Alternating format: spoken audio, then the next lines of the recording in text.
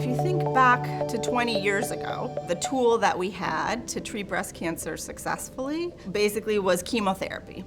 And we knew chemotherapy was effective, it treats breast cancer effectively, but it's also like a sledgehammer. You could call it like a kitchen sink approach. I'm particularly interested in the subtype of breast cancer called HER2 positive breast cancer. And so the premise of our trial was, why don't we give our best anti-HER2 drugs, 2 of them, before surgery, and combine them with chemotherapy, but let's give less chemotherapy than sort of the kitchen sink that was the standard 5 years ago and 10 years ago. Because the chemotherapy is where many of the side effects come from, the hair loss, the nausea, the immunosuppression and things. And then for the subgroup of patients who have a perfect response, a PCR, let's not go back and give them more chemo.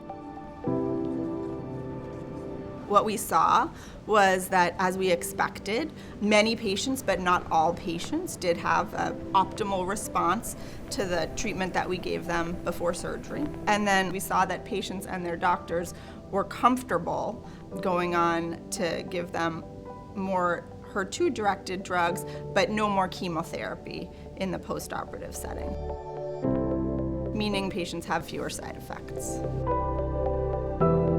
What I hope is that the treatment approach that we piloted in Daphne ultimately will be something that's taken up as a standard approach for women all over the country and all over the world.